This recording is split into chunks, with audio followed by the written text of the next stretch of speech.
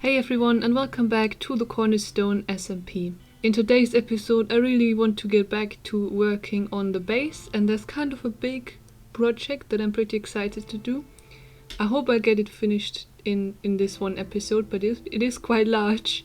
As you can see, it's gonna be situated here over at the Turtles area from the early beginnings of the season, which has me pretty excited because I really want to expand on this area and add more to it. And you can see that I have lined out a little bit of an area here where one part of the build is going to go.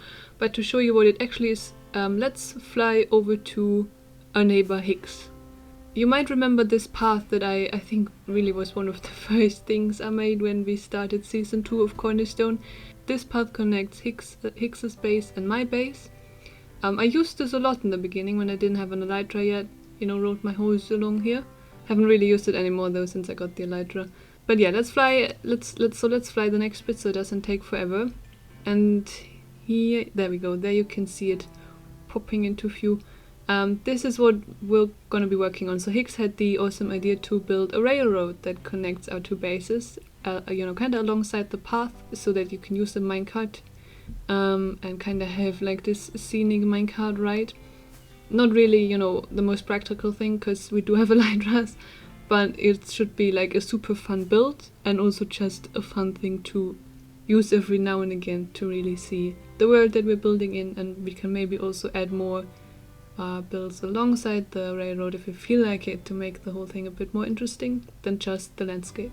So he built one half of the railroad already, which looks super cool. I'm gonna take a lot of inspiration from that, the arches and stuff. You can see here, let's look at where it begins in his base, if it'll load in. So he built this train station here, adding to his kind of castle that he's working on here. And the railroad just leads through the mountain, which is pretty cool. And then of course we just saw it kind of pops out on the side and then continues on alongside the path. So that's the one half of it which already exists. So now it's kind of up to me to build my half. It's gonna look a bit different, of course, because it's gonna be in, something that fits in with my base. Yeah, then we can somehow join it in the middle. But first I'll have to get started on mine.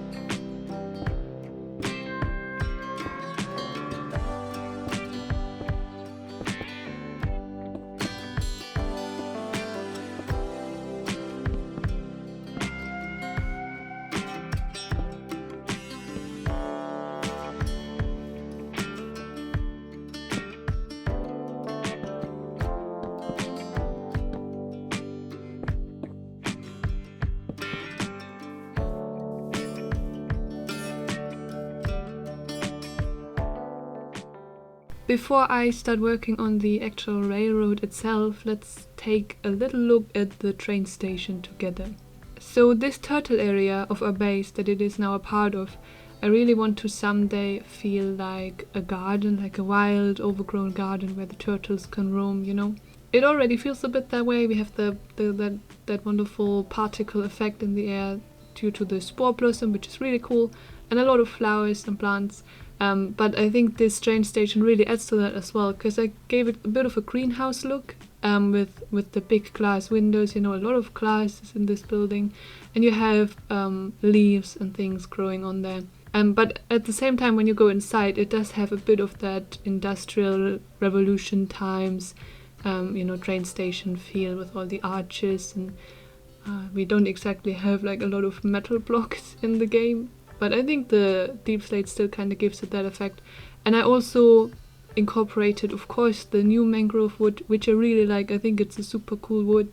I really like that shade of red, even though red really isn't my favorite color at all, but I think it's super pleasing, and it works great with more muted shades of grey like we have a lot of in here. So that's the basic idea behind this train station, where I kind of like took inspiration from is those old-timey kind of British, you know, train stations, and then the idea of a wild garden, a greenhouse, kind of all in one. But you can see here this line of mangrove wood, it is of course where the railroad tracks are going to go, and then they will lead out to Hicks's base, or to Hicks's end of the railroad. Let's take a look at this map together. Oh my gosh.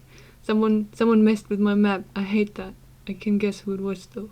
You kind of see that little brown line there, which is the pathway. It starts all the way over here, so you can see this is not updated, this map. This is from the beginning of the season. Like, for example, that big arena you would now, of course, see on there, but all we have is the one turtle. Over here is where Hicks's base is. The railroad leads through the mountain here, and then just along the path. And here by that river is where it's going to join with my side. So I'm gonna start it, you know, where you can see my little character there on the map. It's gonna follow the kind of the path alongside there, and then I think I'm just gonna have it run through that river down here and on forward just straight to where Hicks's railroad ends. So that's the plan at the moment. We'll see how it goes. There might always be changes. This is of course a large thing to build. I have no idea how long it will take me or what might happen, but I'm excited.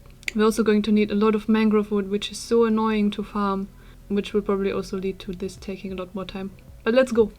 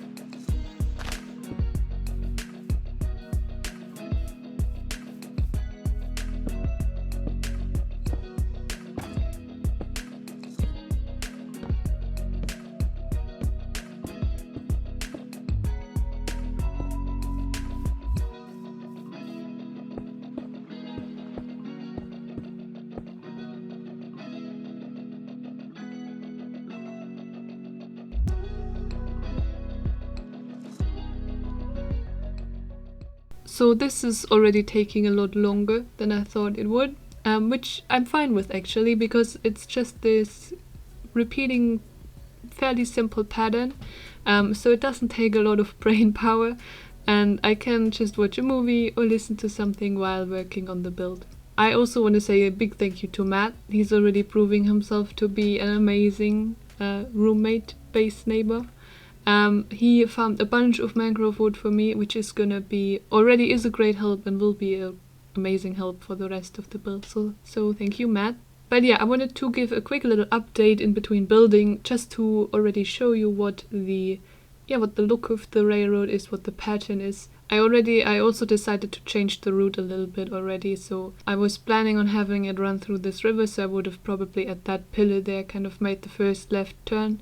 So this bit is already a bit longer than I planned on it being, and I'm gonna have the railroad run over land here because it's so high up and elevation changes are super annoying with this. So it's gonna run over land here and then make its right turn here by the path and have a little bit of an elevation change upwards so that it can be at the same height as Hicks's end of the railroad over here, which is at 126 as you can see. And then my railroad currently is at 109. So we need to go up a few blocks, which shouldn't be too big of a problem, but I would still like for the most part for it to be kind of at the same height. It just looks better, I think. As for the pattern, the build itself, we of course have the mangrove, which is, as already said, the trickiest part of this. Oh, also this is unfinished here, that bit at the train station at the front. I think I'm just gonna put some natural looking rock there. and implement that with the railroad. But yeah, the other resource that I'm using for this is of course stone, which is just because, you know, it's easy to get and I already have a lot of it. But I think it also looks good. It's not just, you know, laziness. I hope. And it has a nice little like roof on top to shield you against the weather, right? Yeah, I think it looks pretty cool. The mangrove wood just works so well with all the grey shades, as I said before. So even though we have that simple stone base, it still looks really special.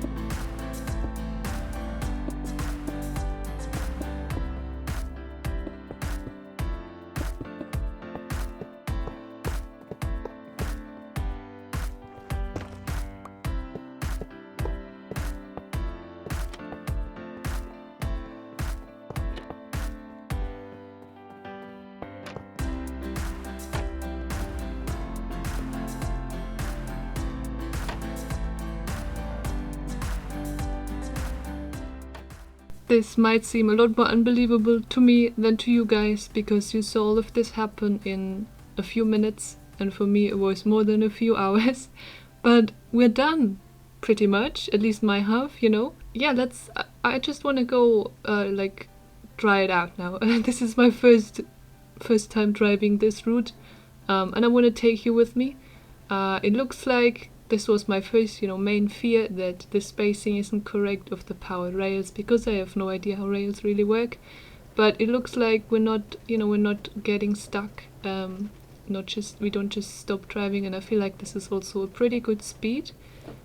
Not too quick, so you can kind of see everything happening around you. You can really take in the wonderful Minecraft landscape. So that's already a good sign that works, because honestly, I kind of forgot about powered rails, but luckily we had these shroomlight spots here, you know, in each of these segments, so I just replaced those with redstone blocks and on this upper level here, and put the power rails on there, and that seems to just be doing the trick pretty much perfectly.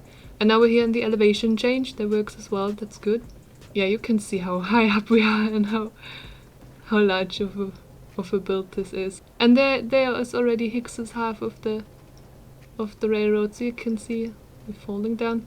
All that's left is really to build kind of a bridge across the river here, connecting our two sides, and then we can even go on the entire ride from one base to the other. That should be fun. I kinda wish I had actually timed it, like how long it took me to build this, because you know, usually I do like these smaller projects in my base, just one at a time, and this was just a really a really large thing to do in a few sittings. It took, that's for sure. But again, I enjoyed it. I like those builds where you're kind of just mindlessly placing blocks while paying attention to something else, because it still leads to really cool end result, but it's not as daunting, or doesn't take as much energy as some other big projects might. There's one more thing that I want to do for the end of the episode, which is unrelated to the railroad, but is about this blue shulker box behind me. Chuckles came by recently to give me this box, and it has a stack of dwarf heads in it, as well as the 7 dwarfs and Snow White heads. Yeah, so if you've seen my latest videos, I've been working on the cave area of the base, which is a dwarven kingdom, and I've been putting in armor stands, making it you know, creating that whole dwarven race down there, and I used the pillager heads because there are no dwarves in Minecraft.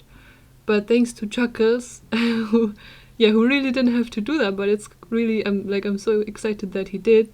We now have actual dwarf heads, and we can replace those pillagers we have at the moment with them. So thank you very much, Chuckles. That's what I want to do now for the end of the episode. Just go through all the armor statues that we have and put our amazing new dwarf heads in there.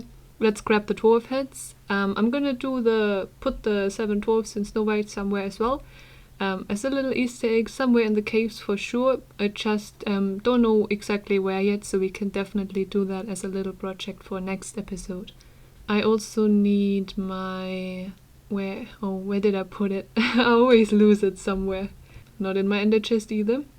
Ah, there we go. Yeah, the armor stand book, of course, the magic book. Because all of these armor statues are locked, it's supposed to reduce lag, I think. That's why I always just do it. We need to unlock all of them in order to replace the head, you know. Oh, why is this not working? I'm right clicking. Oh, this is a disaster. Did not mean to take your shoes and also didn't mean to fall off here. Okay, I guess we have to do it kind of from the back, probably because that spyglass is an armor stand as well and it's in the way, but that's okay. Yeah, there we go. That looks so much more like a dwarf. Holy crap, that's awesome. Yeah. Thanks again, Chuckles, that's so cool. So yeah, let's do that for all the rest of the dwarves as well. Next is our prince, of course.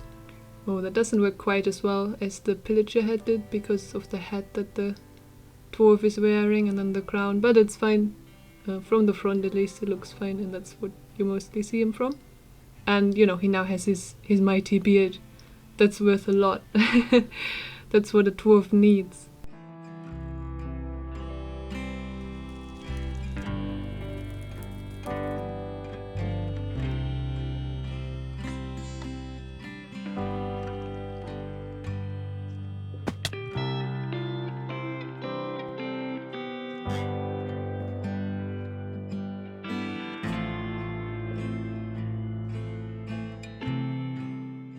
Now I feel right at home with my own long grey beard.